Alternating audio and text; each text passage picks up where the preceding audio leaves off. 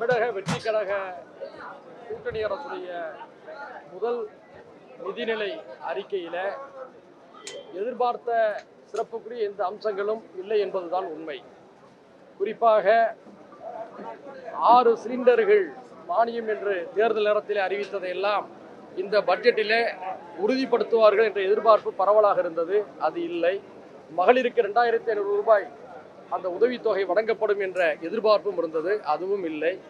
கடந்த தேர்தலின் போது 436 தேர்தல் வாக்குறுதிகளை தமிழக வெற்றி கழகம் கொடுத்தது. அதில் அனைத்தையுமே முதல் பட்ஜெட்டிலேயே கொடுத்துவிட முடியும் என்பது நடைமுறை சாத்தியமில்லை என்பது நமக்கு தெரியும். மிக முக்கியமான பலவற்றை அவர்கள் அறிவிப்பார்கள் என்று எதிர்பார்த்திருந்த நிலையில் ஒரு ஏமாற்றம் ஏற்பட்டிருக்கிறது.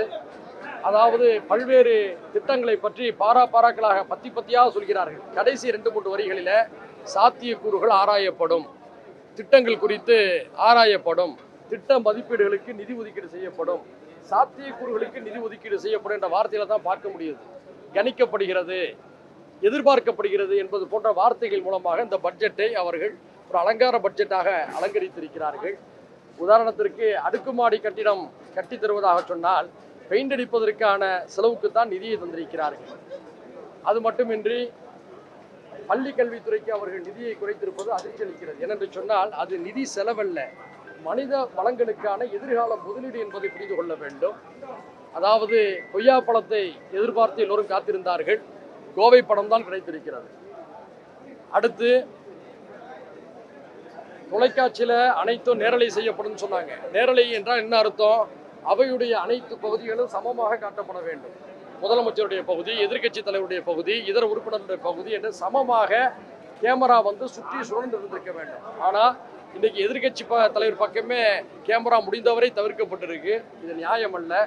அதே போன்று எங்களை போன்ற தனி கட்சி தலைவர்களுக்கான இருக்கைகளை மாற்றியிருக்கிறார்கள். இது எந்த விதத்திலும் ஏற்புடையதல்ல. நாங்கள் சின்னங்களில் போட்டியிடுவதில் வேறுபட்ட நிலைப்பாடுகள் எடுத்திருக்கலாம். ஆனால் தனித்தனி கட்சியாக நாங்கள் செயல்படுகின்றோம். தனித்தனி நிலைப்பாடுகளை கொண்டிருக்கின்றோம். தலைவர்களுக்கு என்று முன்வரிசை இருக்கையை ஏற்கனவே ஒதுக்கியிருந்தார்கள். இப்போது அது மாற்றப்பட்டிருக்கிறது. எங்களுடைய ஆட்சேபனையை நாங்கள் மாண்புமிகு சபாநாயகர் அவர்களிடம் நாங்கள் தெரிவித்திருக்கின்றோம். அவற்றையெல்லாம் சபாநாயகர் கவனத்தில் கொள்வார் என்று நாங்கள் எதிர்நோக்குகின்றோம். நன்றி. செய்திகளை உடனுக்குடன் தெரிந்து கொள்ள கீழ்கண்ட கேபிள் மற்றும் டிடிஹெச் நெட்வொர்க்குகளில் எம்நாடு செய்தி தொலைக்காட்சியை காணுங்கள். பாதகம் செய்பவரை கண்டால் நாம் பயம் கொள்ளலாகாது பாப்பா. மோதி மிதித்து விடு பாப்பா, அவர் முகத்தில் உமிழ்ந்து விடு பாப்பா. அண்மை செய்திகளை உடனுக்குடன் தெரிந்து கொள்ள இணைந்திருங்கள் எம்நாடு தொலைக்காட்சியுடன்.